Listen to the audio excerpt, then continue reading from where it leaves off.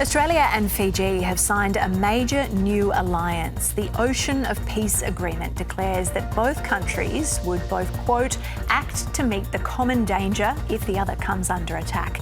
The new alliance is also open to other Pacific nations with militaries. Our Foreign Affairs reporter Stephen Jedgetts joins us now from the capital, Suva. Very good morning to you again, Stephen. What's this agreement? And just take us through how significant it is. Yeah, this is a significant agreement, Joe. What you've essentially got is Australia and Fiji making alliance commitments to one another. So, as you mentioned, if either country comes under armed attack, this document says they would, quote, act together to meet the common danger. And on top of that, if there was any security development which might represent a threat to the region, they would agree to consult with one another to decide what should be done. So what you've got are the two countries making very substantial and serious commitments to one another, which are comparable to the commitments that Australia and Papua New Guinea made to one another in the pact treaty that was signed last year and which is set to enter into force this week. So this is a big step change in the Australia-Fiji relationship, but it actually goes a little bit beyond that as well, because this agreement makes it clear that it is also open to other Pacific nations which may want to accede and which have a military, in other words, a relatively small number of countries. Nonetheless, what this signifies is the fact the government is stepping beyond a bilateral series of arrangements to effectively a multilateral one that is open to a number of countries in the region. So this agreement could prove in the long run to be quite significant indeed. And what other countries might look to join this agreement, Stephen?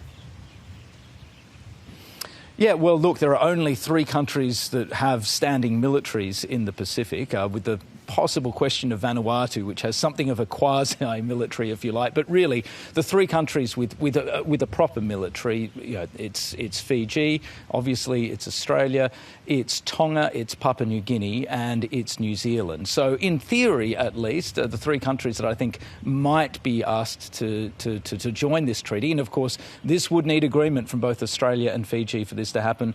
That would be Tonga, New Zealand, and Papua New Guinea. And it's worth noting, Australia already has a strong alliance with New Zealand. It's got an alliance already with Papua New Guinea through the pact treaty. And on top of that, of course, we're also exploring closer links with Tonga as well. So you can see how this web of agreements is slowly coming together.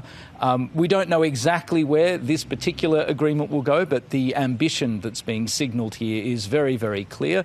And it'll be fascinating to see how this plays out across the broader region. And this kicks off a busy week of diplomacy for the government. What are they trying to achieve through all these agreements in the region?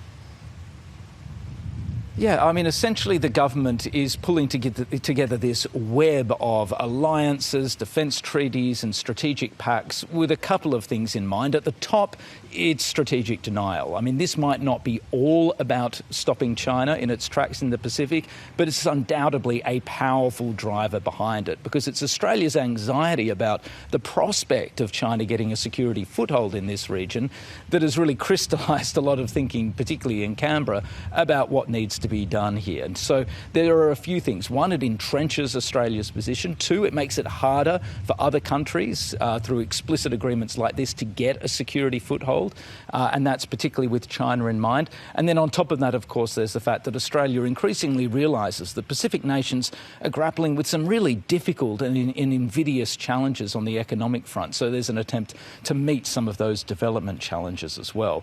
Now, who knows? Will it work? It's difficult to say. But you cannot fault the government for its ambition and energy on this. It's clearly looking to do some pretty significant and potentially transformational things when it comes to the architecture in the region. What the lasting or the staying power of these agreements might look like is a separate question, but you cannot fault the government on what it's trying to do here. The ambition that it's displaying here, totally undeniable.